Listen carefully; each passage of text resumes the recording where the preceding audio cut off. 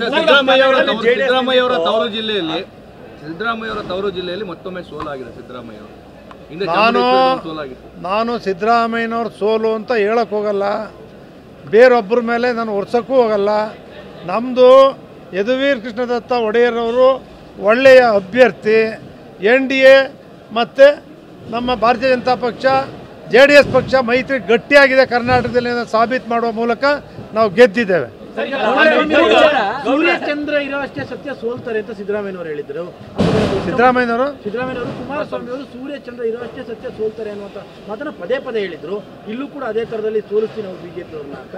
ಎರಡು ಕಡೆ ಸಕ್ಸಸ್ ಆಗಿಲ್ಲ.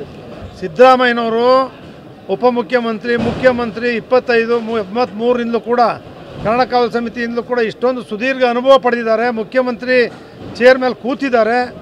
ಮಾತಾಡುವಾಗ ಇದೆಲ್ಲನೂ ಕೂಡ ತುಂಬ ಅವರು ಮುತ್ಸದ್ದಿತನದಿಂದ ಮಾತಾಡಬೇಕು.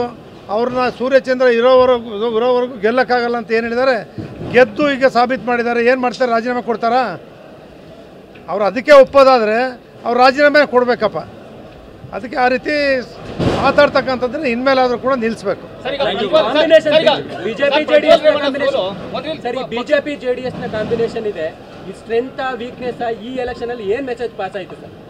BJP JDS ಇಂದನೇ ಇವತ್ತು ನಾವೇನು 19 ಸೀಟ್ಗಳನ್ನು ಗೆಲ್ಲಬೇಕಾದ್ರೆ, ಭಾರತೀಯ ಜನತಾ ಪಕ್ಷ 17 ಗೆಲ್ಲಬೇಕಾದ್ರೆ, JDS 2 ಸೀಟ್ ಗೆಲ್ಲಬೇಕಾದ್ರೆ ಇವತ್ತು ಭಾರತೀಯ ಜನತಾ ಪಕ್ಷ JDSಗೆ, JDS ಪಕ್ಷ ಕಾಂಗ್ರೆಸ್ಗೆ ಇಡೀ ರಾಜ್ಯದಲ್ಲಿ ಗೆಲ್ಲಿಸ್ತಕ್ಕಂಥ ಕೆಲಸವನ್ನು ಒಗ್ಗಟ್ಟನ್ನು ಪ್ರದರ್ಶನ ಮಾಡೋದ್ರಿಂದ ಬೇರೆ ರಾಜ್ಯದಲ್ಲಿ ಸೋಲಾಗಿದ್ದರೂ ಕೂಡ ನಮ್ಮ ರಾಜ್ಯದಲ್ಲಿ ಹೆಚ್ಚಿನ ಸ್ಥಾನವನ್ನು ಗೆಲ್ಲಿಸಿ ಕರ್ನಾಟಕ ನರೇಂದ್ರ ಮೋದಿ ಅವರಿಗೆ ಬೆಂಬಲವನ್ನು ಕೊಟ್ಟಿದೆ.